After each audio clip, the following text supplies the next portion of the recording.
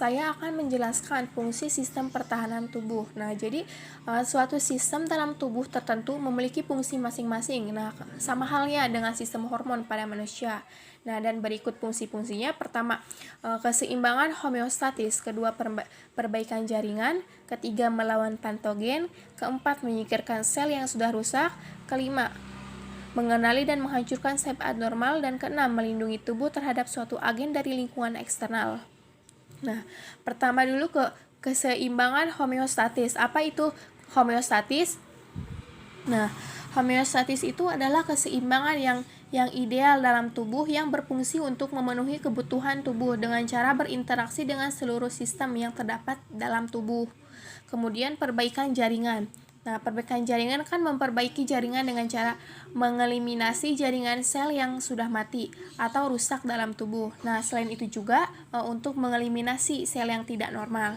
Kemudian melawan patogen. Nah, apa itu patogen? Patogen itu suatu mikroorganisme yang dapat membuat penyakit. Nah, penyakit itu seperti bakteri atau virus. Nah, kemudian menyingkirkan sel yang sudah rusak. Nah, dari menyingkirkan sel yang sudah rusak itu akibat suatu penyakit atau cedera. Nah, sehingga kan memudahkan penyembuhan luka dan perbaikan jaringan. Kemudian, nah di sini ada mengenali dan menghancurkan sel abnormal. Nah, di sistem pertahanan tubuh juga sistem imunitas mengenali dan dihancurkan oleh sel abnormal seperti kanker. Nah, kemudian melindungi tubuh terhadap suatu agen dari lingkungan eksternal.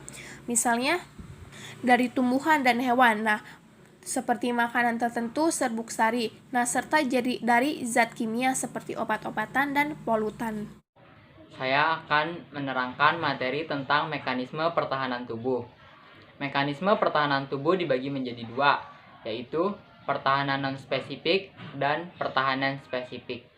Pertahanan non-spesifik atau alamiah, yaitu merupakan imunitas bawaan sejak lahir, berupa komponen normal tubuh yang selalu ditemukan pada individu sehat, serta siap mencegah dan menyingkirkan dengan cepat antigen yang masuk ke dalam tubuh.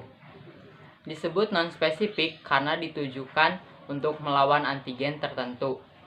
Jumlah komponen yang dapat mengikat oleh infeksi, misalnya jumlah sel darah putih akan meningkat jika terjadi infeksi.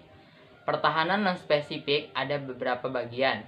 Yang pertama, pertahanan fisik kimia dan mekanis terhadap agen infeksi, yaitu kulit yang sehat dan utuh, membran mukosa, cairan tubuh yang mengandung zat kimia antimikroba, dan pembilasan oleh air mata, saliva, dan urin. Yang kedua, fagositosis. Garis pertahanan kedua, agen infeksi. Fagositosis meliputi proses penelanan dan pencernaan mikroorganisme dan toksin. Proses ini dilakukan oleh neutrofil dan makrofag. Yang ketiga, ada inflamasi atau peradangan. Inflamasi adalah reaksi lokal jaringan terhadap infeksi atau cedera. Penyebabnya antara lain terbakar, toksin, bakteri, gigitan serangga, atau pukulan keras. Inflamasi dapat bersifat akut, jangka pendek, atau kronis, jangka panjang. Yang keempat, ada zat antimikroba non-spesifik yang dapat diproduksi tubuh. Dibagi menjadi dua, interferon dan komplement. Interferon yaitu protein antivirus yang dapat disintesis oleh sebagian besar sel tubuh sebagai respon terhadap infeksi virus, simulasi imunitas, dan stimulan kimia. Berfungsi menghalangi multiplikasi virus.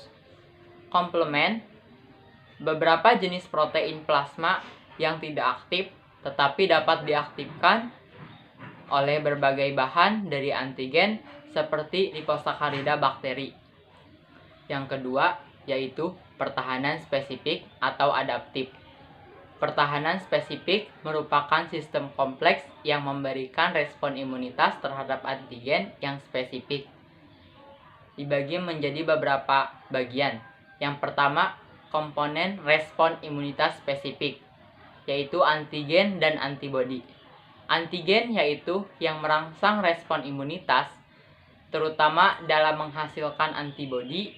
Oleh karena itu, antigen dapat berupa bakteri, virus, protein, karbohidrat, sel-sel kanker, atau racun. Determinan antigen atau epitop, bagian antigen yang dapat membangkitkan respon imunitas atau dapat memproduksi pembentukan antibodi. Hapten, molekul kecil yang jika sendirian tidak dapat mengonduksi produksi antibodi, namun hapten akan bersifat imunogenetik atau mampu menginduksi produksi antibodi jika bergabung dengan kamir yang bermolekul besar. Yang kedua, antibodi, yaitu protein larut yang dihasilkan oleh sistem imunitas sebagai respon terhadap keberadaan suatu antigen dan akan bereaksi dengan antigen tersebut. Antibodi disebut imunoglobulin. Imunoglobulin dibagi menjadi 5. Yang pertama, imunoglobulin G atau IgG.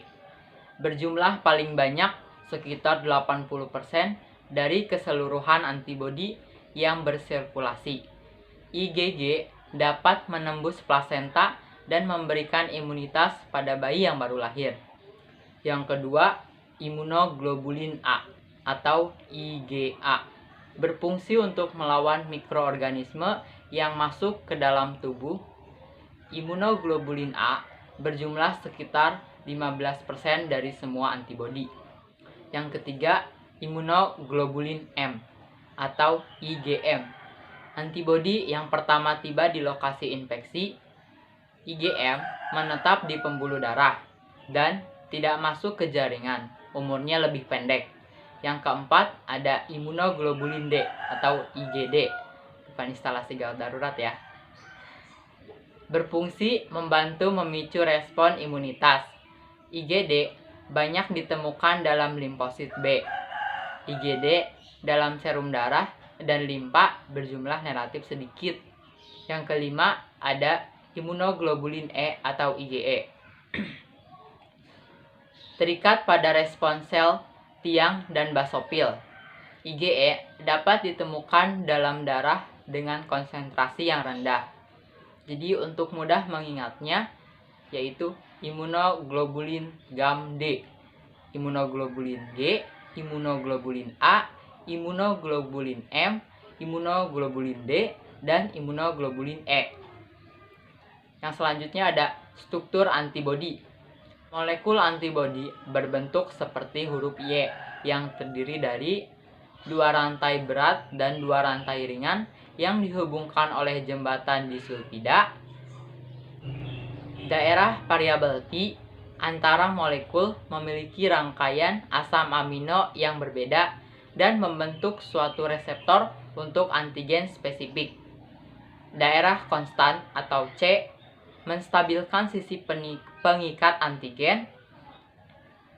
Daerah hinge atau engsel dapat menutup dan membuka kedua lengan Y untuk mengakomodasi pengikat terhadap 2 determinan antigen yang terpisah pada jarak tertentu, seperti yang ditemukan pada permukaan bakteri. Yang kedua, yaitu interaksi antibodi dan antigen. Mekanisme pengikat antibodi ke antigen dapat melalui beberapa cara. Yang pertama, fiksasi komplement atau aktivasi sistem komplement, yaitu aktivasi sistem komplement oleh kompleks antigen antibodi. Pada saat terjadi infeksi, protein pertama dalam rangkaian protein komplement diaktifkan. Selanjutnya, memicu serangkaian aktivasi protein komplement berikutnya. Yang kedua, netralisasi terjadi jika antibodi menutup situs determinan antigen sehingga antigen menjadi tidak berbahaya dan sel fagosit dapat mencerna antigen tersebut. Yang ketiga, aglutinasi atau pengumpalan. Terjadi jika antigen berupa materi partikel seperti bakteri atau sel-sel darah merah. Yang keempat, presipitasi atau pengendapan, yaitu pengikatan silang molekul-molekul antigen yang terlarut dalam cairan tubuh. Yang ketiga, jenis imunitas atau kekebalan tubuh. Ada imunitas aktif dan imunitas pasif. Yang pertama, imunitas aktif dapat diperoleh akibat kontak langsung dengan toksin atau patogen sehingga tubuh mampu memproduksi antibodinya sendiri. Imunitas aktif alami terjadi jika seseorang terpapar suatu jenis penyakit, kemudian sistem imunitas memproduksi antibodi dan limfosit khusus. Imunitas aktif buatan atau induksi merupakan hasil vaksinasi. Vaksin adalah patogen yang mati atau dilemahkan, atau toksin yang telah diubah. Imunitas pasif, jika antibodi dari satu individu pindah ke individu lainnya. Imunitas pasif alami terjadi melalui pemberian ASI kepada bayi dan saat IgG ibu masuk ke plasenta, sehingga dapat memberikan kekebalan sementara untuk beberapa minggu atau beberapa bulan setelah kelahiran. Imunitas pasif buatan terjadi melalui injeksi antibodi dalam serum yang dihasilkan oleh orang atau hewan yang kebal karena pernah terpapar antigen tertentu. Yang keempat, sel-sel yang terlibat dalam respon imunitas terbagi menjadi 4 bagian: sel B, sel T, makrofag, dan sel pembunuh alami. Sel B, saat sel B teraktivasi oleh antigen, sel B akan terdiferensiasi menjadi sel plasma. Selanjutnya, sel plasma memproduksi molekul antibodi. Sel memori B menetap pada jaringan limfoid dan berfungsi dalam respon imunitas sekunder atau merespon antigen perangsang pada pajanan selanjutnya. Sel T, jika terdapat antigen, sejumlah sel T teraktivasi menjadi sel memori yang mampu berproliferasi dengan cepat untuk melawan infeksi yang mungkin terulang kembali. Sel T memproduksi limfosit, zat aktif imunologis, dan saat pengenalan antigen asing, sel T terdiferensiasi menjadi sel T memori dan sel T efektor. Sel T efektor dibagi menjadi 3, yaitu sel T sitotoksik atau sel T pembunuh, sel T penolong atau helper, dan sel T suppressor. Makrofag berasal dari perkembangan sel darah putih monosit yang diproduksi di sumsum tulang belakang dan berfungsi menelan antigen atau bakteri untuk dihancurkan secara enzimatik. Sel pembunuh alami, sekumpulan limfosit non-T dan non-B yang bersifat sitotoksik. Yang kelima, mekanisme respon imunitas humoral atau di perantai antibodi. Respon kekebalan tubuh atau imunitas humoral melibatkan aktivitas sel B yang akan menghasilkan antibodi dalam plasma darah dan limpa. Mekanisme respon imunitas humoral sebagai berikut. Antigen atau patogen mengaktifkan limfosit B.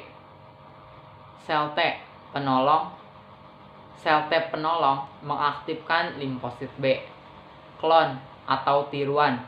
Sel B banyak yang terdiferensiasi menjadi sel plasma. Di lokasi infeksi, kompleks antigen antibodi secara langsung mengaktifkan antigen atau patogen. Sebagian tiruan sel B tidak terdiferensiasi dan menjadi sel limfosit memori B yang menetap pada jaringan limfoid. Yang keenam, mekanisme respon imunitas seluler. Dibagi menjadi dua, ekstraseluler dan intraseluler. Ekstraseluler jika antigen dicerna oleh makrofag. Antigen, misalnya bakteri, ditelan oleh makrofag. Makrofag mengandung fragmen protein atau peptida dari antigen tersebut. Makrofag membentuk molekul MHC kelas 2 dan molekul tersebut bergerak menuju ke permukaan makrofag. MHC kelas 2 menangkap peptida antigen dan membawanya ke permukaan serta memperlihatkannya ke sel T penolong. Sel T penolong akan mengaktifasi makrofag untuk menghancurkan mikroorganisme yang ditelan. Intraseluler atau jika antigen menginfeksi sel. Antigen, misalnya virus, menginfeksi sel tubuh. Sel mengandung fragmen protein atau peptida virus. Jika virus bereplikasi dalam sel tersebut, sel tubuh membentuk molekul MHC kelas 1. Molekul tersebut bergerak ke permukaan sel. MHC kelas 1 tersebut menangkap peptida virus dan membawanya ke permukaan sel. MHC kelas 1 tersebut menangkap peptida virus dan membawanya ke permukaan sel, serta memperlihatkannya ke sel T sitotoksik atau CTL. Sel T sitotoksik CTL akan teraktivasi oleh kompleks MHC kelas 1, peptida virus pada sel yang terinfeksi, dan sel T penolong. Sel T sitotoksik yang tidak terdiferensiasi akan menjadi sel T memori. Sel T memori berfungsi dalam respon imunitas sekunder jika menjadi pejanan antigen berulang. Nah, selanjutnya saya akan menjelaskan tentang program dan jenis imunisasi. Pertama ke program imunisasi. Nah, apa itu program imunisasi? Nah, kegiatan pemberian kekebalan tubuh terhadap suatu penyakit tertentu. Nah, jadi jika seseorang yang kebal atau resisten terhadap suatu penyakit belum tentu kebal terhadap penyakit lainnya. Nah, dari program inilah imunisasi bertujuan untuk menurunkan angka kematian akibat penyakit infeksi yang dapat dicegah dengan imunisasi. Nah, imunisasi biasanya dilakukan dengan cara memasukkan vaksin ke dalam tubuh melalui suntikan atau juga bisa diteteskan melalui mulut. Kemudian ada jenis-jenis imunisasi. Ada 12 jenis imunisasi. Pertama, imunisasi BCG atau Bacillus Calmette-Guerin.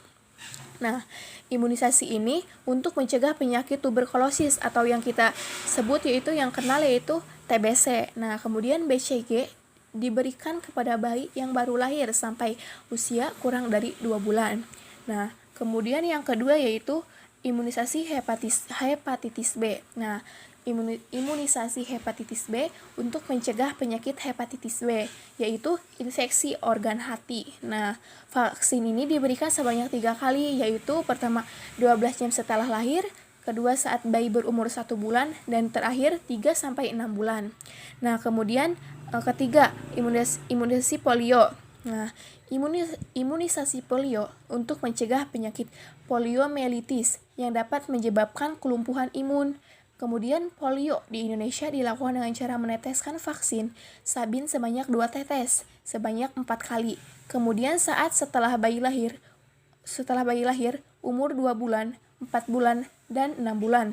Pemberian vaksin ini diulang pada usia 18 bulan, dan 5 tahun. Nah, kemudian yang keempat yaitu imunisasi DVT untuk mencegah 3 macam penyakit sekaligus, yaitu difteri, pertusis atau batuk rezan, dan tetanus. Nah, vaksin ini diberikan saat bayi berusia lebih dari 6 minggu, 4 bulan, dan 6 bulan. Pemberian vaksin diulang pada 18 bulan, 5 tahun, dan 12 tahun dengan vaksin DT atau difteri, tetanus atau TT, tetanus toksoid dalam program BIAS, yaitu BIAS itu bulan imunisasi anak sekolah. Kemudian yang kelima yaitu imunisasi campak. Nah, imunisasi campak diberikan pertama kali saat umur 9 bulan. Nah, vaksin campak kedua diberikan saat anak berusia 6 tahun melalui program biasa. Tadi program biasa itu bulan imunisasi anak sekolah ya. Kemudian keenam yaitu imunisasi HIP atau Haemophilus influenza tipe B. Nah, ini untuk mencegah penyakit meningitis atau radang selaput otak. Nah, vaksin HIP diberikan mulai usia 2 bulan dengan jarak pemberian dari vaksin pertama ke vaksin berikutnya adalah 2 bulan. Kemudian, imunisasi MMR ya. Imunisasi MMR untuk mencegah penyakit gondongan atau mumps dan campak atau MERS dan campak Jerman atau rubella. Nah, sehingga dapat disingkat dengan MMR yaitu mumps, MERS, dan rubella. Nah, vaksin dapat diberikan pada usia 12 bulan apabila belum mendapatkan imunisasi campak ketika berusia 9 bulan. Nah, imunisasi diulang saat anak berusia 6 tahun. Kemudian, yang kedelapan yaitu imunisasi hepatitis A.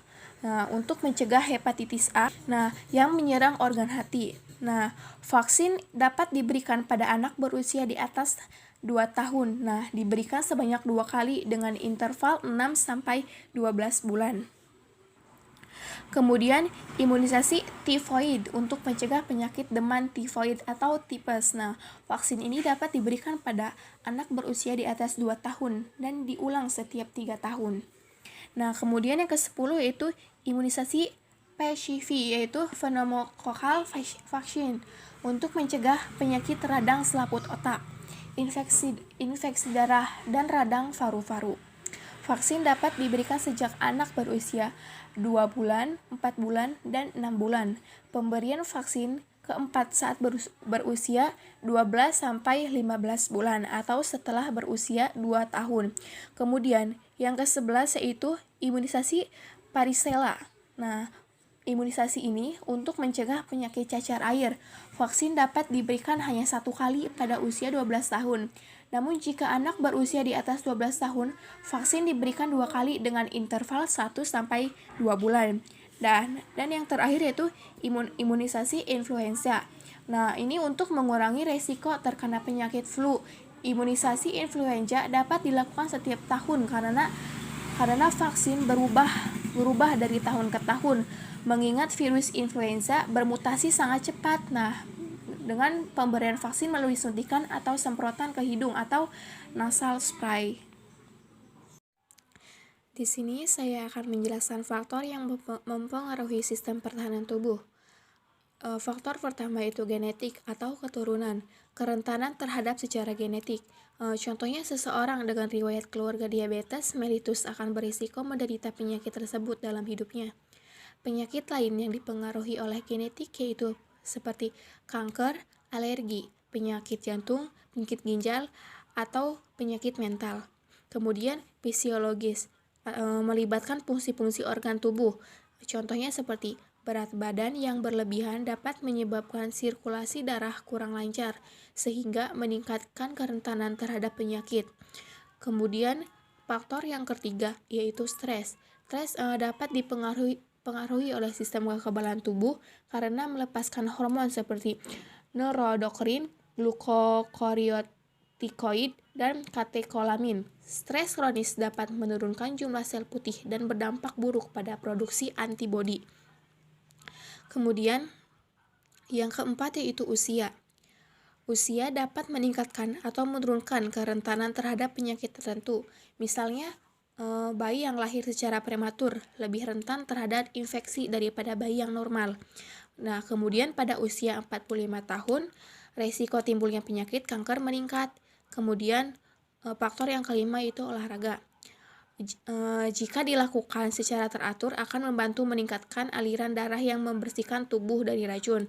Namun, misalkan olahraga yang berlebihan meningkatkan kebutuhan suplai oksigen sehingga memicu timbulnya radikal bebas yang dapat merusak sel-sel tubuh. Kemudian faktor yang keenam yaitu tidur. Jadi jika kekurangan akan menyebabkan perubahan pada jaringan sitokin yang dapat menurunkan imunitas seluler sehingga kekebalan tubuh menjadi melemah. Kemudian penggunaan obat-obatan, terutama penggunaan antibiotik yang berlebihan atau teratur menyebabkan bakteri lebih resisten sehingga ketika bakteri menyerang lagi, maka sistem kekebalan tubuh akan gagal melawannya. Saya akan menyampaikan materi tentang gangguan sistem pertahanan tubuh. Gangguan sistem pertahanan tubuh dibagi menjadi 3. A. Hipersensitivitas atau alergi adalah peningkatan sensitivitas terhadap antigen yang pernah dikenal sebelumnya. Respon imunitas ini berlebihan, menyebabkan ketidaknyamanan dan terjadi pada beberapa orang saja. Tidak terlalu membahayakan. Antigen yang mendorong timbulnya alergi disebut alergen. Contoh alergen yaitu spora kapang, serbuk sari, dan lain-lain. B.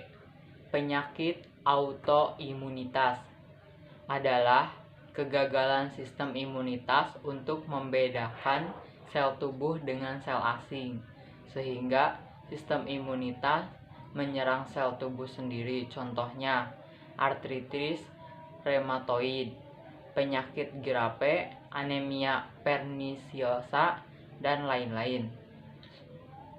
C. Imunodefisiensi adalah kondisi menurunnya keefektifan sistem imunitas atau ketidakmampuan sistem imunitas untuk merespon antigen. Contohnya defisiensi imun kontingental, keadaan tidak memiliki sel B dan sel T sejak lahir. Penderita harus hidup dalam lingkungan steril. AIDS, Acquired Immunodeficiency Syndrome, disebabkan oleh virus HIV, Human Immunodeficiency Virus.